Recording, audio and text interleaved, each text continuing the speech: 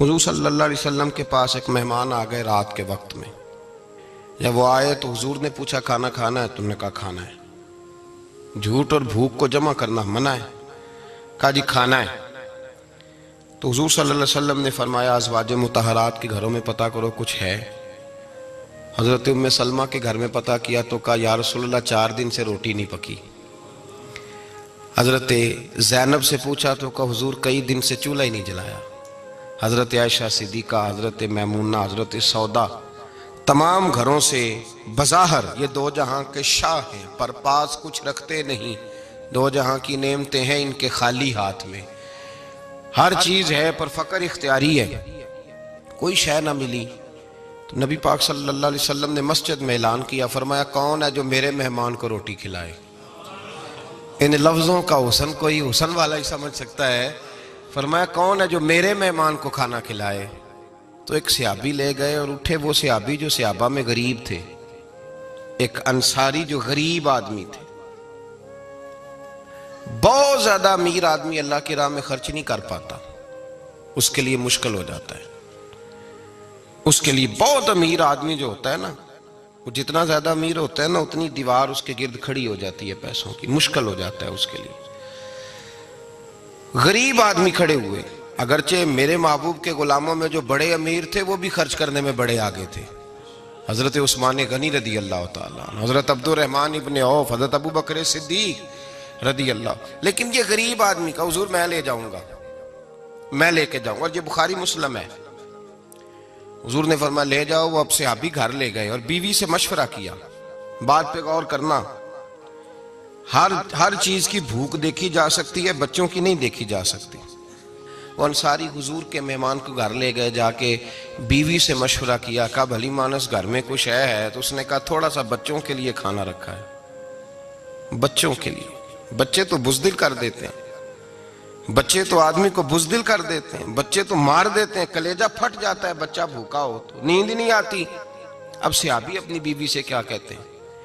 کہتے ہیں بچوں کو بہلا کے سلا دے، اور رسول اللہ کے لیے نہیں، رسول اللہ کے مہمان کے لیے. بھئی نبی پاک کے لیے نہیں، حضور کے. تجھ سے در در سے سگ اور سگ سے ہے مجھ کو نسبت، میری گردن میں بھی ہے دور کا پٹکا تیرا. تجھ سے در در سے سگ سگ سے ہے مجھ کو نسبت. لمبی بات ہے. کہ بچوں کو سلا دو. بی بی نے بچوں کو سلا دیا تو میاں بیوی کا مشورہ ہوا کہ مہمان کے ساتھ بیٹھ کے روٹی کھانا بھی سنت ہے. تو اب مہمان کے ساتھ بیٹھ کے کھانا بھی ہے تو کھانا ہے 1-2 آدمی کا. اب خاوند اپنی بیوی کو تیار کرتا ہے کہ میں بھی کھانے پہ بیٹھ جاؤں گا، تو بھی بیٹھ جانا. اور جب مہمان کھانے میں ہاتھ ڈال لے تو اٹھنا، کہنا او ہو دیا تو صحیح کیا ہی نہیں، ابھی بجھ جائے گا. اور جا کے دیا بجھا دینا.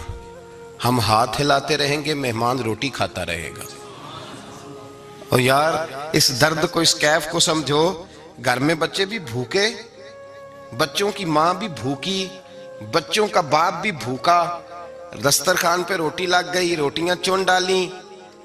بی بی اٹھی کہنے لگی او ہو چراغ تو صحیح کیا ہی نہیں، یہ تو بجھ جائے گا. حوصلے مند بی بی جس نے بچے بھوکے سلا دیے. وہ بھوکے سوئے ہوئے بچوں کی بھوکی اماں اٹھی اور اپنے خاوند کی تابع داری میں اٹھی. میں گڈی تے ہتھ ڈور سجن دے، وہ جنج رکھے اونج رہنا ہے. اٹھی اور اس نے نہ دیا ٹھیک کرنے کے بہانے بجھا دیا. مہمان روٹی کھاتا رہا اور رسول اللہ کے نوکر قربانی دیتے رہے.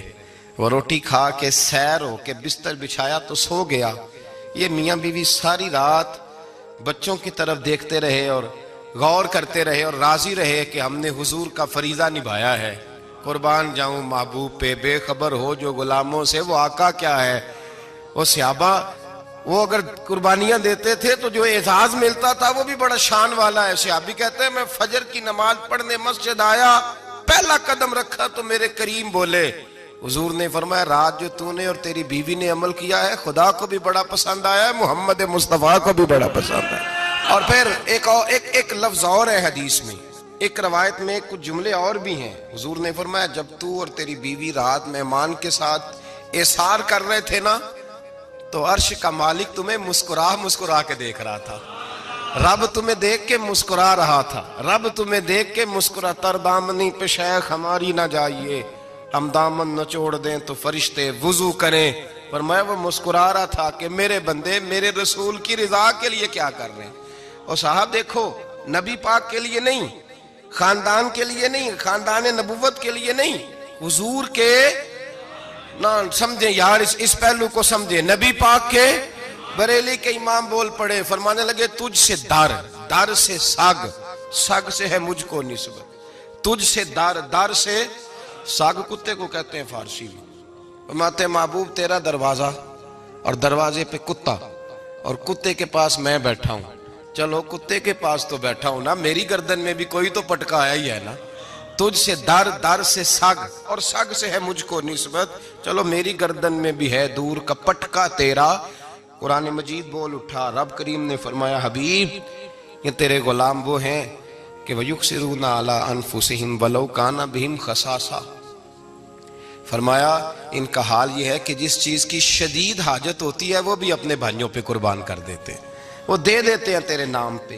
جب مکے والے مدینے آئے انصار مدینہ تو میرے مصطفیٰ کریم نے فرمایا نہ تمہاری نسلیں ایک ہیں نہ قبیلے ایک ہیں، لیکن تمہارا نبی ایک ہے، تمہارا رسول ایک، خدا ایک، کتاب ایک، تمہارا میری وجہ سے رشتہ ہے، چلو اپنے بھائیوں کے ساتھ احسار کرو، چلو احسار کرو۔ اگر کسی کے 2 مکان تھے تو اس نے ایک اس کو دے دیا جو مکے سے آیا تھا، 2 باغ تھے تو ایک دے دیا، کسی کے پاس ایک تھا تو آدھا بانٹ کے دے دیا، ہر چیز تقسیم کر دی۔ حالات بدل جاتے ہیں، حالات بدل جاتے ہیں، تلک الایام نداولھا بین الناس، اللہ لوگوں کے درمیان دن بدل دیتا ہے، حالات بدل گئے، بڑا مال غنیمت آیا۔